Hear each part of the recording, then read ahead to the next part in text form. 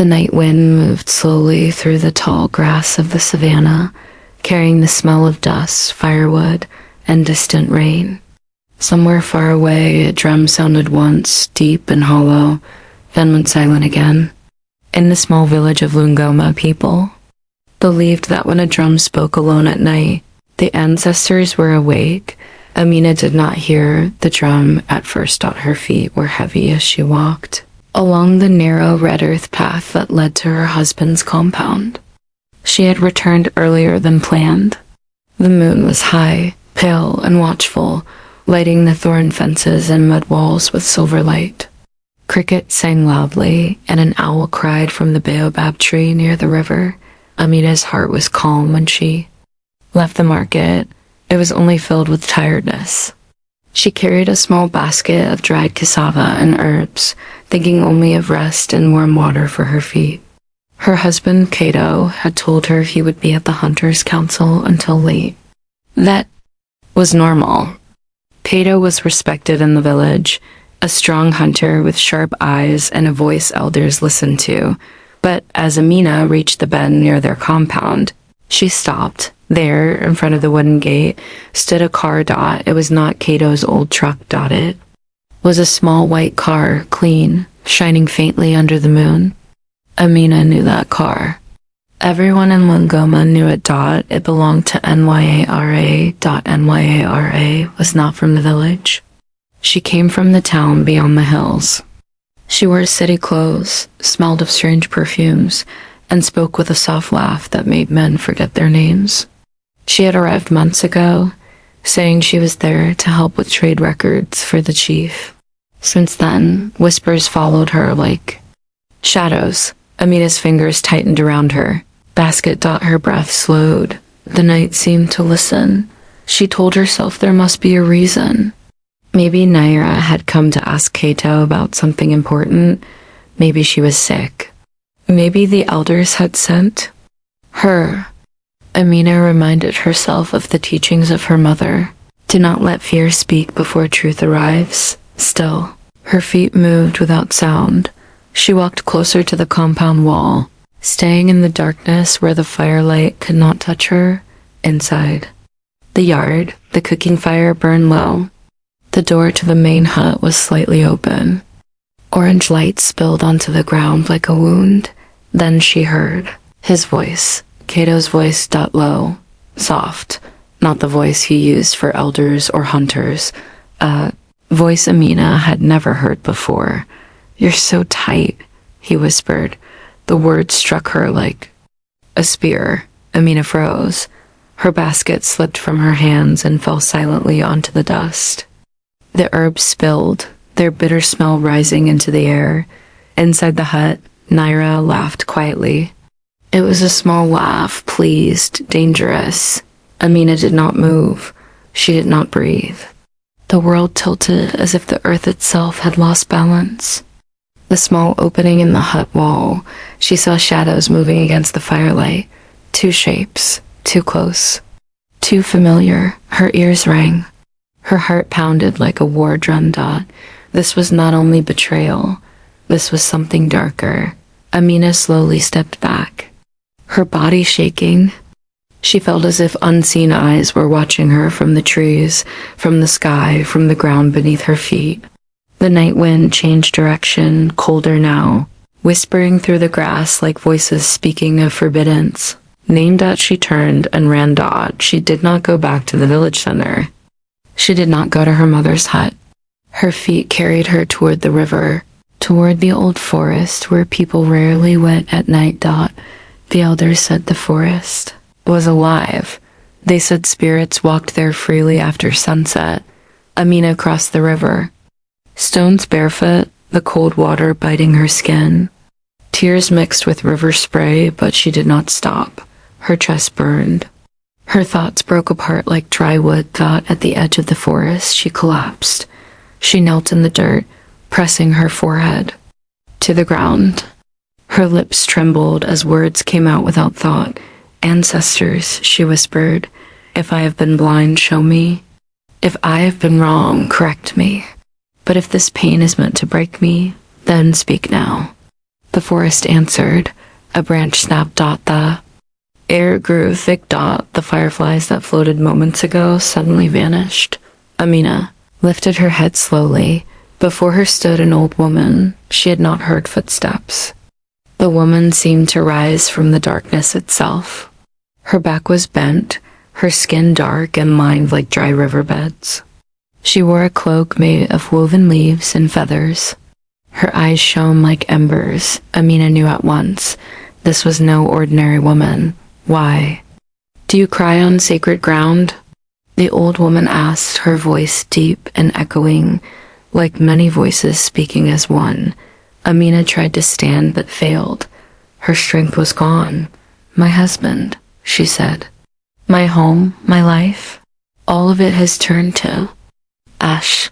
The old woman studied her for a long time. The forest seemed to breathe with them.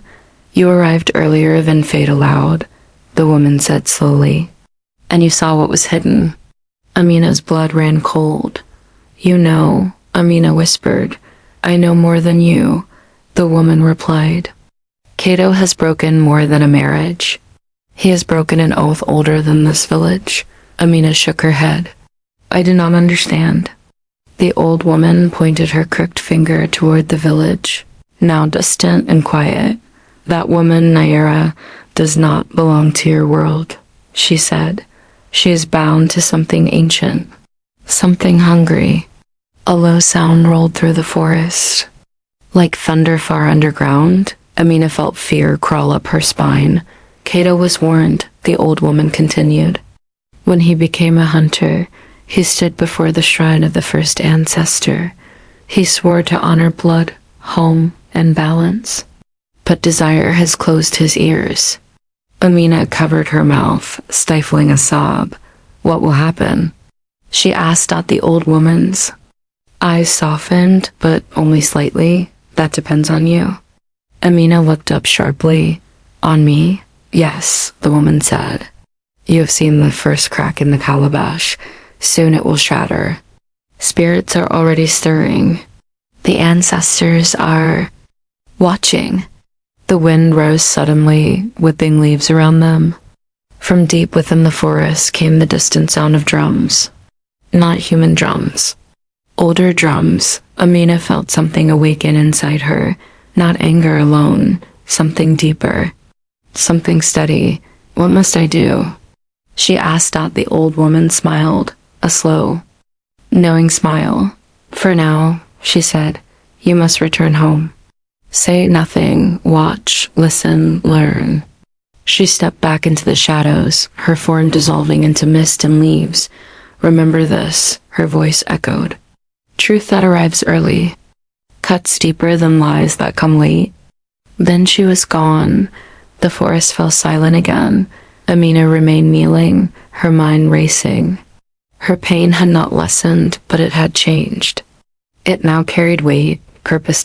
She rose slowly and began walking back toward the village. Behind her, unseen, something moved among the trees. Something ancient had opened its eyes. And in the distance, near her compound, the fire still burned, unaware that the night had already judged him. Cato laughed softly inside the hut. The ancestors listened. Asterisk morning came slowly to Lungoma, as if the sun itself was afraid to rise. A thin gray mist lay over the river, and the savanna grass bent under heavy dew. Birds called softly, unsure, while smoke from cooking fires curled into the pale sky. Amina returned to her compound before dawn. Her steps were quiet. Her face was calm, but inside her chest, everything was burning. The night in the forest had not left her. The words of the old woman clung to her mind like wet clay. Say nothing. Watch. Listen. Learn. She washed her feet at the water pot and entered the hut, as if nothing had happened. The fire was dead. The air inside smelled of ash and something sweet and foreign. Cato lay on the sleeping mat, his back turned. His breathing was heavy. Amina sat near the wall and waited for the sun. When Cato finally woke, he stretched and smiled, the same smile he had worn for years. He greeted her as if the night had passed clean and empty. "You came back early," he said. The council ended sooner than expected. Amina looked at him. She searched his face for guilt, fear, or shame. She saw none. "Yes," she replied. Her voice was steady. The market was quiet. Cato nodded instead. He did not ask about her basket. He did not notice the herbs missing. He moved like a man with no burden on his shoulders. Outside, the village woke fully. Children ran between huts. Women laughed near the grinding stones. Somewhere, a goat bleated loudly, but something had changed. Amina felt it in the air as Cato stepped outside. Elders gathered near the chief's tree. Hunters sharpened spears. Whispers followed footsteps. Eyes lingered too long. Naira's car was gone, yet her presence remained at the river. Women stopped speaking when Amina approached. Their eyes flicked away. Some showed pity. Some showed fear. Amina lowered her head and said nothing. By midday, the heat pressed down hard. Drums sounded from the chief's compound, calling people to gather. This was unusual. The drums were not for celebration. Amina joined the crowd, standing among women wrapped in bright cloth. Elders sat in a half circle, their staffs planted firmly in the ground. Chief Makena, tall and gray-bearded, raised his hand for silence. "Last night," the chief said, the spirit spoke. A murmur passed through the people. "The shrine fire went out on its own," he continued. The river ran backward for a breath. "These are not small signs." Amina felt her skin prickle. Cato stood among the hunters, his posture proud. Naira was not present, but Amina felt her shadow like a hand on her back. Chief Makina's eyes moved slowly across the crowd. "There is imbalance," he said. "When desire walks without respect, disaster follows." Cato shifted slightly. The chief raised his staff. "We will consult the ancestors tonight." A low sound rose from the crowd. Consulting the ancestors was never simple. It meant truth would be dragged into the open as the gathering ended. Cato approached Amina. "You look tired," he said. "Rest today." She nodded. But rest did not come as afternoon stretched on. Strange things began to happen. Chickens refused to enter their pens. A child claimed to see a tall shadow standing near the old baobab. The wind changed direction again and again, carrying the sound of distant drums that no one was playing. When evening arrived, Naira returned. Her car rolled into the village slowly, drawing eyes like fire draws moths. She stepped out wearing red cloth, her hair shining, her lips curved in a calm smile. She greeted the chief politely and walked past Amina as if she did not exist. But when their eyes met, Naira's smile deepened. Amina felt a chill. That night, the village gathered at the ancestor shrine. Torches burned bright, throwing long shadows across carved wooden faces and stone offerings. The air smelled of palm wine and smoke. The oldest priest, Baba Zuru, knelt before the shrine. His voice was old and cracked, but strong. "Ancestors of Lungoma," he called. "We ask for sight." The drums began, slow and heavy. The ground seemed to answer each beat. Amina stood near the back, her heart racing. Cato stood closer to the shrine. Naira stood apart, her eyes half closed, her lips moving silently as the drumming grew louder. The fire flared high. Sparks flew upward, twisting into shapes that made people gasp. Then the wind stopped. Complete silence fell. Baba Zuru stiffened. His body shook. His eyes rolled back. When he spoke, his voice was not his own. Blood has been mixed with hunger. The voice said, "An oath has been broken." A cry rose from the crowd. The voice continued, "The hunter has forgotten the path. The stranger carries old darkness." Amina's breath caught. Cato stepped forward. "This is madness," he said. "We have done nothing wrong." Naira opened her eyes slowly. Baba Zuru's body convulsed. Denial feeds the fire, the voice warned. Suddenly, the torches flickered wildly. The fire bent sideways, as if pushed by an unseen force. A shape rose briefly within the flames, tall and thin, with eyes like coals. Women screamed. Men stumbled back. Amina felt a presence beside her. She turned. The old woman from the forest stood there, unseen by others. Her eyes met Amina's. "Watch," she whispered. The fire collapsed inward, leaving only glowing embers. Baba Zura fell forward, unconscious. Chief Makana raised his staff with trembling hands. "The ancestors have spoken," he said. "We must uncover the truth." Naira laughed softly. "All this fear," she said, "because of love." Her laugh echoed strangely. The ground beneath the shrine cracked slightly. Just a thin line, but deep. Amina stepped forward before she could stop herself. "This is not love," she said quietly. All eyes turned to her. Kato stared, shocked. "Amina," she raised her hand. Her voice did not shake. "What entered our home last night was not only betrayal," she said. "It was something older, something that does not belong." Naira's smile faded for the first time. The wind returned, cold and sharp. From the forest came the sound of many footsteps, though no one could see anything moving. Chief Makana nodded slowly. "Then tomorrow," he said, "we will seek the truth where it began." Naira's eyes darkened. Kato looked at Amina, fear finally breaking through his pride. The ancestors had stirred. The night after the shrine ceremony did not sleep. Even when torches were put out and huts went quiet, Lungoma remained awake. Dogs whined and hid beneath cooking stones.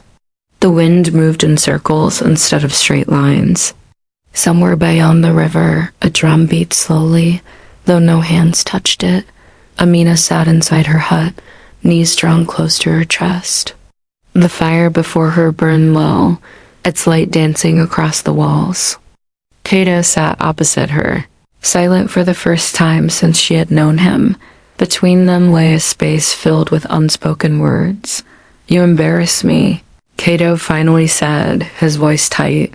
Amina lifted her eyes. "You embarrassed yourself." Kato stood abruptly. "You let fear and village gossip control you." Amina rose slowly. "No, I listened." Kato scoffed, but his hands trembled. "Naira is just a woman. The elders see spirits in every shadow." Amina stepped closer. "Then why does the forest stir when she walks? Why do the ancestors speak her name without saying it?" Kato turned away. "Enough." Outside, a sudden gust of wind blew the hut door open. The fire flared bright, then settled. In the doorway stood the old woman. This time, Kato saw her. He staggered back, his face draining of color. "Who are you?" The old woman entered slowly.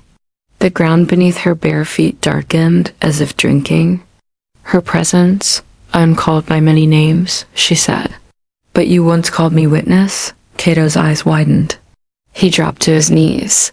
Amina felt her breath leave her body. She remembered now. During Kato's initiation as a hunter, elders spoke of a spirit who watched oaths and followed those who broke them. "You swore," the old woman said, her voice heavy. "Before blood, before earth, before sky." Kato bowed his head. "I was weak. Your weakness opened a door," she replied. "And something walked through." The old woman turned to Amina. "It is time you see." The hut walls seemed to fade. The air thickened. The fire stretched upward, becoming taller, brighter dots suddenly. Amina was no longer in the hut. She stood at the edge of the forest, but it was not the forest she knew. The trees were taller, darker. The sky above was red like fresh clay. Drums thundered from every direction. Before her, Naira stood in a clearing, her red cloth gone.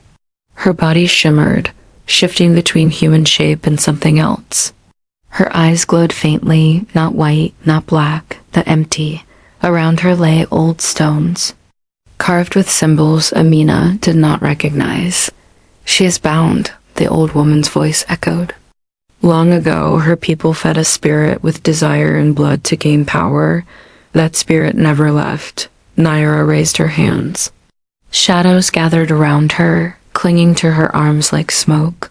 She moves from place to place. The voice continued, drawing strength from broken homes, from stolen oaths. Amina's chest tightened. Can she be stopped? Yes, the old woman said, but not without truth. The vision shifted. Amina now saw Kaito, weeks earlier meeting Naira near the river. She saw how Naira spoke softly, how her touch lingered. Too long. She saw how shadows stretched unnaturally behind them. Then she saw the moment Kaito crossed the final line, standing before the old hunter shrine, asking for strength without sacrifice.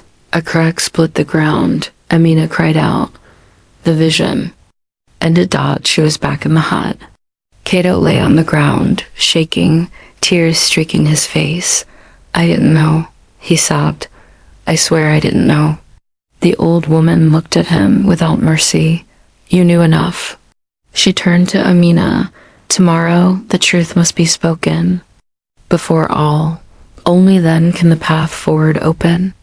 And if the truth destroys him? Amina asked quietly. The old woman's gaze softened. Truth destroys only lies. She stepped backward and dissolved into smoke. Silence filled the hut. Kaito crawled toward Amina. Please, he whispered, protect me.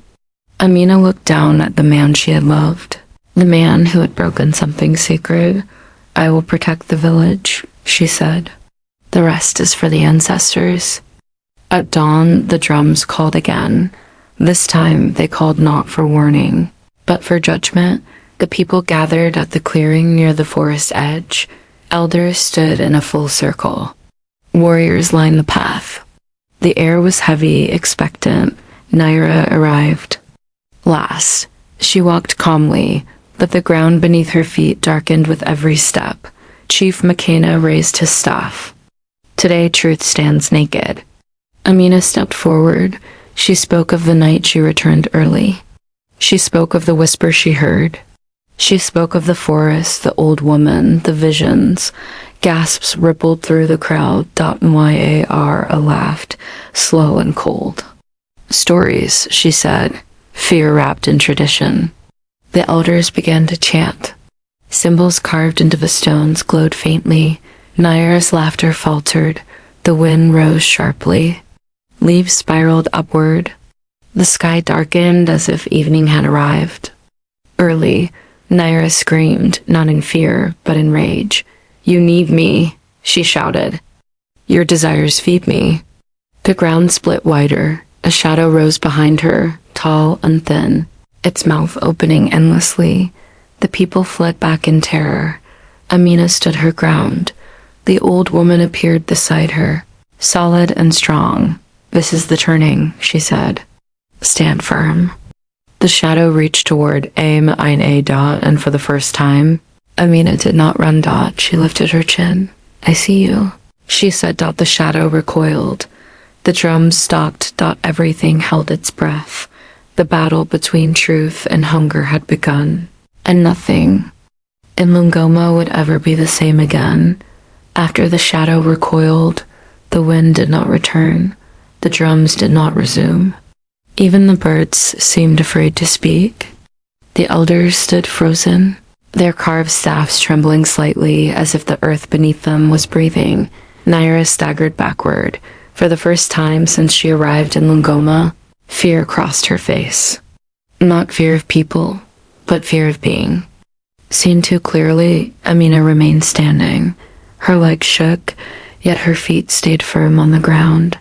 She felt something warm spread through her chest. Not anger, not hate, but certainty. The old woman stood beside her, tall now, her back straight, her eyes burning bright. The truth has teeth, the old woman said softly. And it has bitten, Naira hissed like a wounded animal. You think this ends me? She said. I have survived kings and wars. Villages fall, Desire's return. Chief Makena lifted his staff. Enough, you will answer. Naira's eyes moved to Kato. He stood apart from the others, his shoulders slumped, his face hollow. When her gaze touched him, something dark passed between them, like a rope tightening. Kato, Naira said gently, you called me. You wanted more than your small life? Kato flinched. Amina felt the pain then, sharp and sudden. Not only betrayal, but loss. The loss of the man she thought she knew. The loss of the future she had believed in. Kato, Chief Makena commanded. Speak. Kato swallowed hard. His voice shook. I was tired of being small, he said. I wanted power, respect beyond the hunt. Naira smiled. A low groan rose from the elders. You. See, Naira said. He chose me. The old woman stepped forward. The ground darkened under her feet again. He chose hunger, she corrected, and hunger never loves. The elders began to chant, slow and steady. The symbols on the stones glowed brighter, their light reflecting in Amina's eyes. The shadow behind Naira writhed, stretching, pulling against something unseen. Suddenly, Naira screamed, not in rage this time, but in pain. The shadow tugged at her, wrapping around her waist, her shoulders, her throat. She clawed at it, her fingernails turning dark, breaking. You promised. She cried into the air. The shadow did not answer with words. Doubt it fed. The elder's chant grew louder. The ground shook lightly. Dust rose around the clearing. Amina stepped forward again. Stop, she said. Everyone turned. The chanting slowed. The old woman looked at Amina, surprised. Why? Amina's eyes did not leave Naira. Because this is not justice, she sighed. This is only more hunger. The shadow paused. Nyara collapsed to her knees, gasping. Amina felt tears run down her face, hot and steady. She is bound, Amina continued. But she is not the only one who broke something. She turned to Kato. You broke us, she said. You broke the village oath? Kato sank to the ground. I know. The elders murmured uneasily. Amina faced them. If punishment falls only on the stranger, the lie remains. The wind stirred. Slightly as if listening, the old woman studied Amina for a long moment. Then she nodded once. She understands balance, the old woman said. Chief Makena exhaled slowly. Then speak. What must be done? Amina's voice was quiet, but it carried. Kato must face the ancestors alone, she said. At the mountain shrine, without protection, without weapons. A sharp intake of breath moved through the crowd. The mountain shrine was ancient. Few returned unchanged. Kato looked up, terror in his eyes. I will die, maybe, Amina said gently. Or maybe you will be reborn. That choice is not mine. The old woman raised her hand. And Naira? Chief Makena asked. Naira looked up, her face streaked with dirt and tears. The shadow behind her pulsed, restless. She must be severed, Amina said. But not destroyed. Naira laughed weakly. You think mercy saves you? No, Amina replied. Truth does. The elders adjusted their chant. The symbols shifted. The shadow screamed, a sound like tearing cloth. It ripped away from Naira, stretching upward, fighting, until the old woman struck the ground with her staff. The shadow split, collapsing inward. Like smoke pulled into a closed fist, Naira screamed once more, then fell forward, unconscious. The air lightened. Birds cried suddenly from the trees. The drums resumed. Slow and steady, the crisis was not over. That night, Kato was prepared for the journey. Elders painted his chest with white ash and red clay. Warriors removed his weapons. Women sang low songs of mourning and warning. Amina watched silently.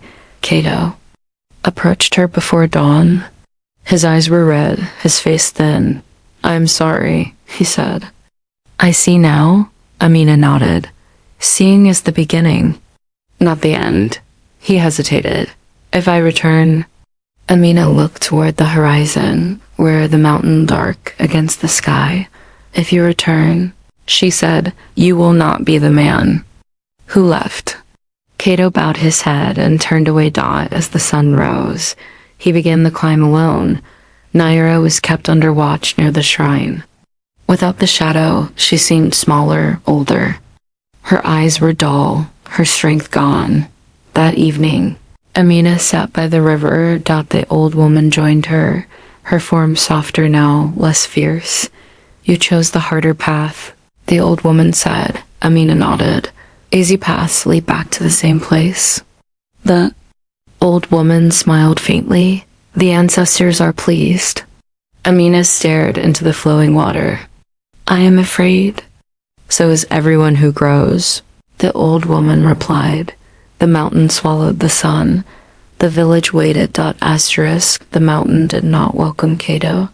Its slopes were steep and jagged, covered with dark stone and twisted roots that clawed at his bare feet.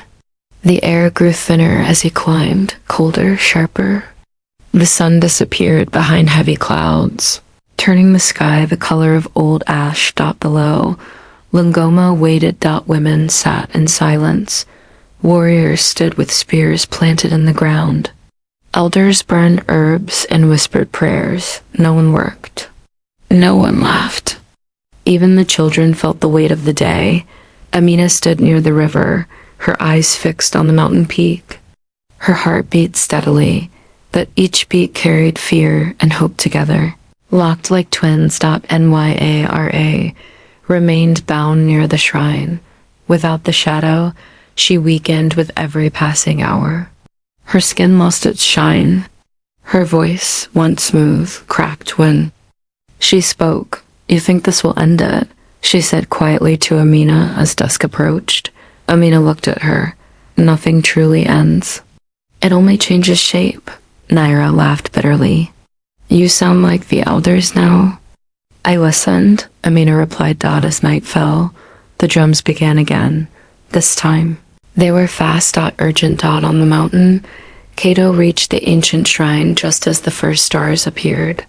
It was a circle of stones blackened by time, carved with symbols older than memory. At its center stood a single standing rock, tall and split down the middle like a wound that never healed. Cato collapsed to his knees. The wind howled around him, carrying voices that were not human. His chest burned. His vision blurred. I have come, he said aloud. I have nothing to hide. The ground trembled. The air thickened. From the split stone, a figure began to emerge. It was not one ancestor, but many woven together. Faces shifted across its surface, young and old, male and female, their eyes glowing with cold fire. You broke the oath. The voices said together. Cato bowed until his forehead touched the stone. I did. You fed hunger, they said. I did. You placed desire above balance. I did. The ancestors circled him, their presence crushing, unbearable. Why should you live? They asked. Cato's body shook violently. Tears fell onto the stone. Because I see now, he whispered, and because I accept what comes. The ancestors paused. Below, in the village, Naira suddenly screamed. The ground beneath the shrine cracked wider. Smoke poured from the earth, thick and black. The shadow returned, but it was not whole.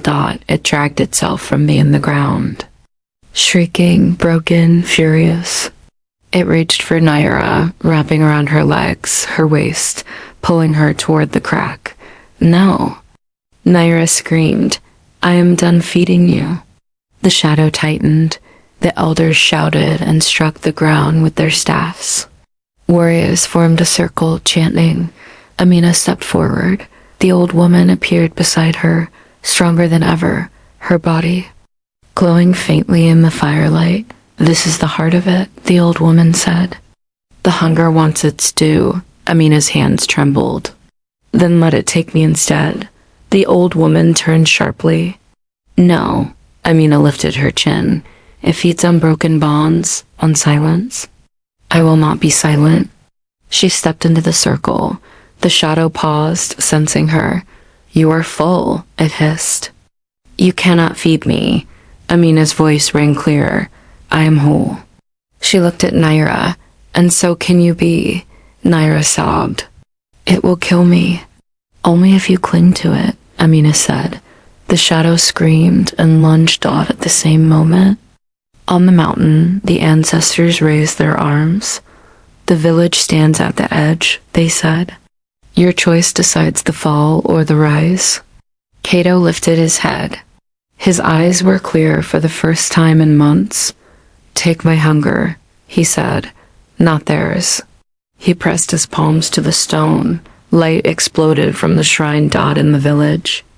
The shadow shrieked as if struck by lightning. It tore itself away from Naira and stretched upward, trying to flee. Amina shouted, now. The elder's chant reached its peak. The drums thundered like a heartbeat of the earth itself.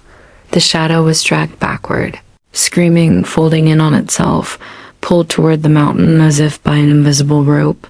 Naira collapsed, gasping. The ground sealed shut. That silence fell. On the mountain, the light faded. Cato lay motionless. The ancestors stood over him. You gave freely, they said. That is the price of balance. Slowly, they stepped back into the stone. The wind died. The stars returned. In the village. Dawn broke. Amina stood trembling, tears streaming down her face. She did not know if Cato lived. She did not know what the future held, but she knew one thing, that the hunger had been faced. Dawn came gently to Lungoma, as if the land itself was tired after the night's struggle. The sky softened from deep blue to pale gold. Birds returned one by one, their calls cautious at first, then stronger. Smoke rose from cooking fires again, thin and peaceful. The earth felt settled, like a wound finally closed. Amina stood at the edge of the village, facing the mountain. Her body ached. Her eyes were swollen from tears she had not stopped shedding since the night ended. Around her, people moved slowly, quietly, speaking in low voices as if afraid to wake something that had finally fallen asleep. Ny Ara lay near the shrine, wrapped in plain cloth. She was alive. That alone surprised many. Without the shadow, she looked fragile, almost ordinary. Her breath came slow and shallow. The elders said the hunger had taken most of what she was, leaving behind only what was truly hers. Chief Makena approached Amina. The ground is quiet, he said. That is a good sign. Amina nodded, but did not turn away from the mountain. Cato? She asked. The chief lowered his eyes. No sign yet. The sun climbed higher. Time stretched. Women brought water. Elders burned herbs. The old woman stood near the forest edge, watching everything, saying nothing. Then, just as fear began to press hard against hope, a shout rose from the western path. He's coming. All eyes turned.